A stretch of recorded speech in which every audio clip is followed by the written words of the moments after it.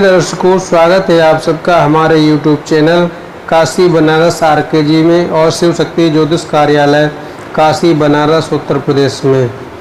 मैं पंडित राजेंद्र गौतम। आज हम आपको बताएंगे सप्तऋषियों का पूजन करने से मिलती है सभी पापों से मुक्ति।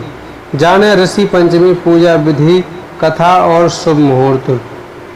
माना जाता है कि स्त्रियों को मासिक धर्म के दौरान काम करने से रजस्वला दोष लगता है। ऋषि पंचमी का व्रत करने से स्त्रियां रजस्वला दोष से मुक्त हो जाती हैं।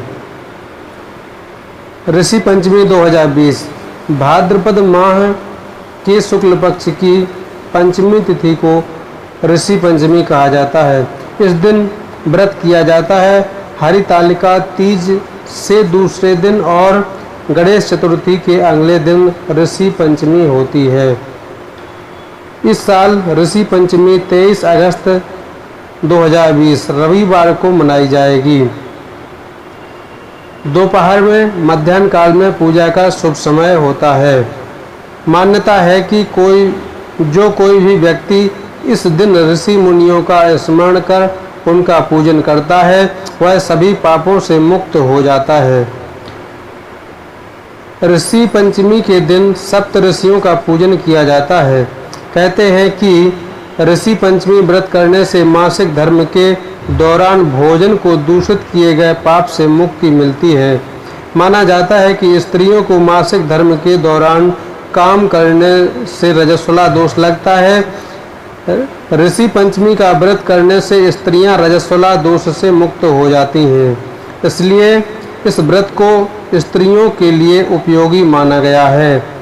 इस व्रत को हिंदू धर्म में बहुत अधिक मान्यता दी गई है, लेकिन मुख्य रूप से यह त्यौहार नेपाल में मनाया जाता है। ऋषि पंचमी पूजा विधि। इस दिन सूर्योदय से पहले उठें, ब्रह्म मुहूर्त में उठकर स्नान आदि कर पवित्र हो जाएं।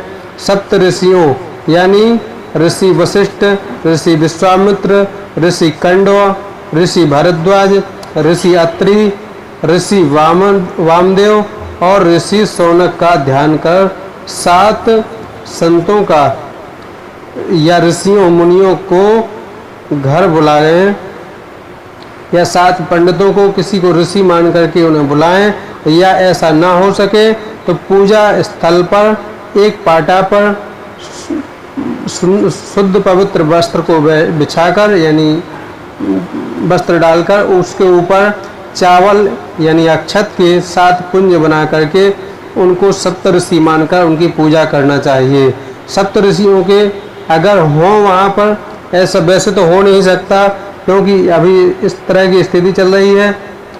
इस सब को देखते हुए आपको यह छोटा सा उपाय बताया जा रहा है कि चावल के 7 पुंज बनाकर उन्हें ऋषि समझा जा सकता है। अगर व्यवस्था हो जाती है किसी ब्राह्मणों को बुलाने की तो उन्हें बुला करके उनके पैर धुलवाकर उन्हें आसन पर बैठाएं। इसके बाद उनको तिलक लगाएं, साथ ही फूलों की माला अर्पित करें, फिर दीपदान करें। सप्त ऋषियों को भोजन कराएं। ध्यान रहे कि भोजन में मिष्ठान जरूर हो। भोजन के बाद दक्षिणा दें, फिर पैर छूकर उनसे सांसारिक और आध्यात्मिक दोनों को और विकास करने का आशीर्वाद प्राप्त करें। अगर ऋषि मुनि नहीं हैं तो जो चावल के अक्षत के 7 पुंज बनाए हैं ऋषियों के, उन्हीं पर दक्षिणा चढ़ाएं, उन पर भोजन चढ़ाएं, किसी ब्राह्मण के घर पर या किसी ब्राह्मण को बुला करके उन्हें प्रदान कर दें, उन्हें दे दें। ऋषि पंचमी की कथा अभी आपको हम सुनाते हैं। इस व्रत के संदर्भ में ब्रह्मा जी ने इस व्रत को पापों से दूर करने वाला व्रत कहा है। इसको करने से महिलाएं दोष मुक्त होती हैं। कथा कुछ इस प्रकार है। एक राज्य में ब्राह्मण पति पत्नी रहते थे। वे धर्म पालन में अग्रणी थे। उनकी 2 संतानें थीं, एक पुत्र एवं दूसरी पुत्री। दोनों ब्राह्मण में दंपति ने अपनी बेटी का विवाह एक अच्छे कुल में किया, लेकिन कुछ वक्त बाद ही दामाद की मृत्यु हो गई। वैधव्य व्रत का पालन करने हेतु बेटी नदी किनारे एक कुटिया में वास करने लगी। कुछ समय बाद बेटी के शरीर में कीड़े पड़ने लगे। उसकी ऐसी दशा देखी ब्राह्मणी ने ब्राह्मण से इसका कारण पूछा।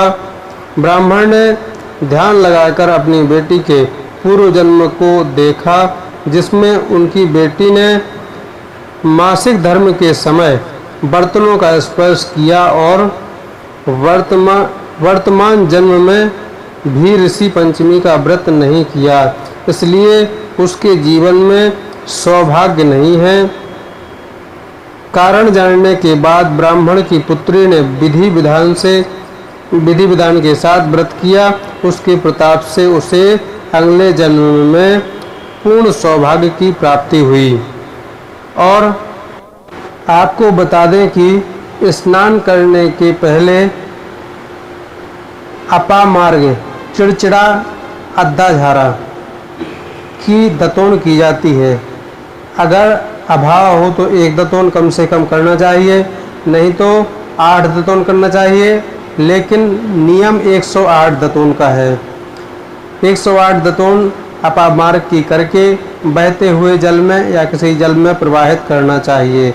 और इसका मंत्र है आयुर्बलम यशो वर्चा प्रजा पशु वसूनिचा ब्रह्म प्रज्ञां च मेधां च तन्नो देहि वनस्पते मुख दुर्गंधनाशाय दंतनांच विशुद्धये स्थीवनाय च गायत्राणाम कुर्वे हम दंत धावनम। इस मंत्र को पढ़ते हुए दतोन करना चाहिए और प्रवाहित भी कर देना चाहिए। यह रहा ऋषि पंचमी का व्रत का शुभ मुहूर्त अथवा कथा एवं नियम और पूजा की विधि।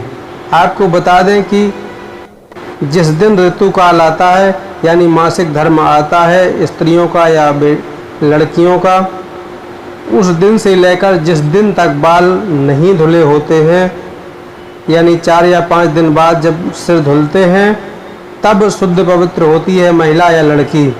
उसके पहले कोई कार्य करते हैं, भोजन आदि बनाते हैं या किचन में कुछ कार्य करते हैं, वह उसका दोष उस स्त्री को लगता है।